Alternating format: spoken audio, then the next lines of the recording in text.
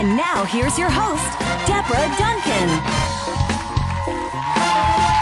Good morning, everybody, and welcome to Great Day Houston. Thank you very much. We're starting the show today with a fundamental skill that many of us take for granted. Imagine going through life without being able to read or write. 1 in 5 Houston adults are functionally illiterate. That means they don't have the reading and writing skills to manage a job or get through everyday tasks. There are several reasons this can happen, ranging from dyslexia to simply never having access to the right education. My first guest had a great cheerleader in his corner when he struggled with reading as a child, and today he's giving back by heading up the Barbara Bush Literacy Foundation. Please welcome Neil Bush to the show, along with the founder of a program that encourages kids to read, Melissa Williams with Read 3.0. Good morning. Thank you.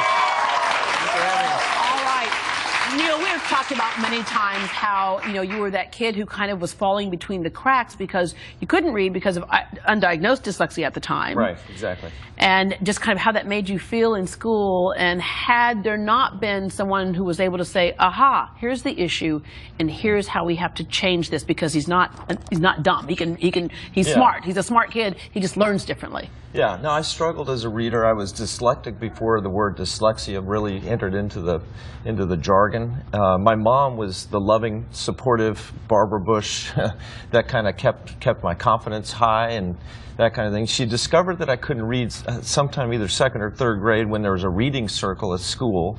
The book was being passed from kid to kid, got to me, and I couldn't read any of the words. And the kid to my right was helping, the kid to my left helped, the teacher helped, everybody intervened. That happened with my son, who also has dyslexia, yeah, but he just made up some lines. And everyone's like, is that how that book goes? He just made it up. I mean, my plight is awful because I realize that if you can't read, it's very hard. You can't succeed in school. Right. You just can't succeed in school. Right. And that affects you so many other ways. Obviously, confidence and all kinds of issues that drag you down as a human being. So if you have a support system, then you have a hope of surviving. And ultimately, you get to make choices. Eventually, you get to make choices. I was able to choose a path of education. I got a master's in business, and before that, studied political science. Surprise, surprise. Yeah, surprise, because there was a teacher who actually said to your mom that don't expect him to even graduate from school. She was told I shouldn't expect to get into college, which was heartbreaking for a mom.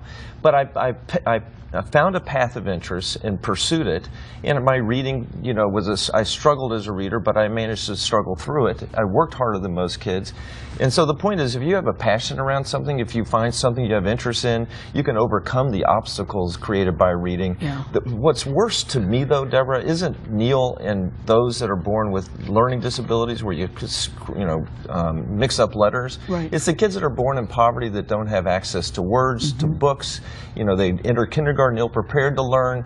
They're struggling to get through 3rd grade. Parents who can't even help them. Their parents can't help them. The support systems aren't there, and so they don't have any kind of a code. My mother read to me as a kid. Yeah. These poor kids don't have any moms that read to them, and so they enter school already behind the 8 ball. They fail 3rd grade reading, and they're destined to get into the juvenile delinquency system. And not every one of these kids fall through the cracks. But we've got to do something in our community, and there are great programs like Melissa's program, and there's so many other programs that are teaching kids to read, to write, to communicate, to realize their fullest God-given potential. Because we have a lot of kids who are falling through the cracks because of that. We look at 40 to 50% dropout rate in school, and a lot of that is because of those issues that we just have not been able to address.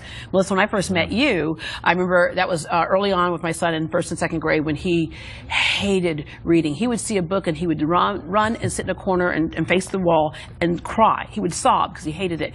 And what you came up with was a brilliant idea, and you said, what does he love?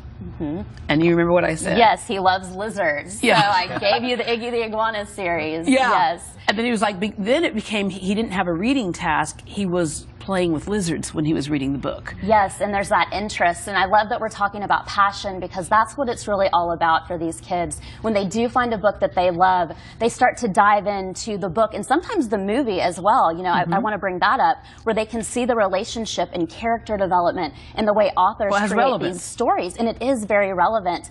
And then with literacy, writers, they need to be readers first. But once they develop that love, they start to try the writing element of literacy, and that's when their confidence just soars, when they realize the things that authors do in books, they can do those things too. I love getting a phone call from the teacher the other day who said, well, he was reading in class, and first of all, he was reading in class, right? She goes, then he wouldn't stop. And then when we got home, and then he actually the other day wrote his own book. He goes, Mom, I wrote a book. I'm like, yes, yes. All right, so how did you start Read 3.0? What were you noticing was the deficit in our community?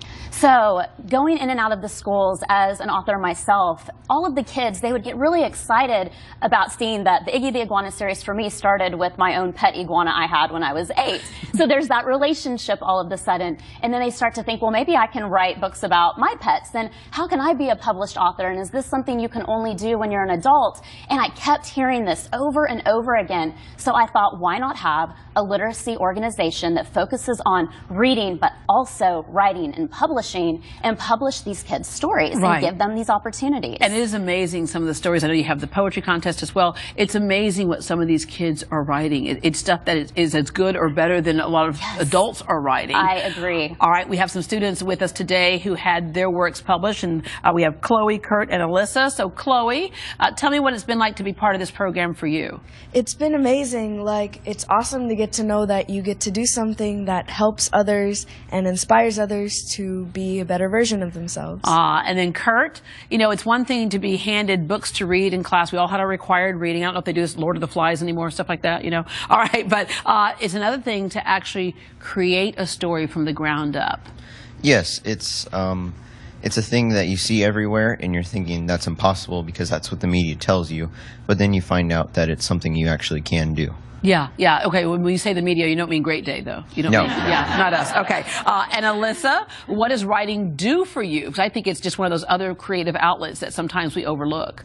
Writing sort of allows you to sort of grow up in your own way, and it allows you to teach others what you've learned and have the experiences you've had. And it's really cool to sort of grow up in a story. Oh, very cool. Yeah, and then to look back at that and see where you were. It's almost like, you know, the diary that's kind of published, and you see how you've grown over the years. You guys have a luncheon coming up. I write luncheon and book signing. So what can we expect at that? So we love our luncheon because we get to bring in all of the kids that we've published that year. And this year we have 68 kids, and some of those are illustrators as well, because the books we have to have front cover illustrations. So they're a part of the program. We have our Editor's Choice recipients read their work on the mic. We're going to be giving away our first scholarship this year, so we're very excited about that. Yes, and of course our honorees. And Neil and his wife Maria Bush, they're our honorees, and we are just so excited to have their organization a part of everything that we do, because now we're waking up Houston. Literacy is a big deal here, and an organization like Read 3.0, we can really grow and shine when we have the Barbara Bush Houston Literacy Foundation at our support. Because you look at the progress that the city is making, the one thing that can unravel it is if you have a population that just can't function in literacy. And I just got to say to you, how sweet that, you know, you have your own organization, the Barbara Bush Houston Literacy Foundation, but you're reaching out to help another foundation as well. Our mission is to try to build capacity for all these great organizations. I have a vision for Melissa's organization that it's going to have a greater impact on the city of Houston, on low-income kids, not only helping them develop a passion for reading, but the critical skill of writing. There aren't too many organizations, and I don't know of any other organizations really focused on the writing component of it, and that's just really important for life success as well. If you're going to get a job, you're going to need to be able to write stuff, and to be able to bring out this passion in writing and storytelling that we heard from these kids is just a wonderful thing. Melissa's group also has local authors go to schools, you know, to help brighten up, you know, kind of waking up kids to the idea that you can be an author too. Yes. It's just a fabulous organization. So our mission is to help raise capacity by more funds. If you want to help support this organization, give money for this lunch. Come see us and participate generously so she can expand her program. Yeah, and I can't let you go without asking how the family's doing. Everybody's great, thank you. Mom and Dad are back from their Maine. They go to Maine 5 months or 6 months out of the year. During the hottest months? During the hottest months. They're great. Dad threw out the first pitch in the Keuchel game for the Astros when they were in the World Series hunt. They're both doing really, really well, and you know, everybody. Jeb still is enjoying his life. Yeah, at the same time. Yeah, in the middle of a campaign, and George is enjoying his. George is great. Yeah, George, been there, done that. Oh, George has the best life of all of us. Playing golf and painting and giving speeches. You know, he just has a great time. I take that back. I'm the most blessed of all the Bushes. I live across the street from my parents here in Houston. I'm passionate about promoting service and volunteerism with Points of Light, and I'm just. And you pass that on to your son as well. Pierce is all your children actually involved. Yeah. But the passion around the literacy, addressing the literacy crisis, is what helps me jump out of bed every day, because it's a human rights issue. It's a crisis in our community that we allow these kids not to realize their fullest potential. And you can actually see what difference you make in someone's life. It's one of those things when, you know, we have a couple of people on the show who started as adults reading, and to see their whole life just kind of unfold in front of them, you know, and they can kind of come out of the shadows and be self-sufficient in a whole bit. So thank you, too, very, very much. Thank you. The 6th annual I Write Luncheon and Book Signing is Saturday, November 14th from 9 a.m. to 1 p.m. at the Hilton Americas Hotel. For more information, log on to read30.org, and I'll be there as your lovely mistress of ceremonies. All right, after the break, we're going to tame Halloween hair that'll make you scream.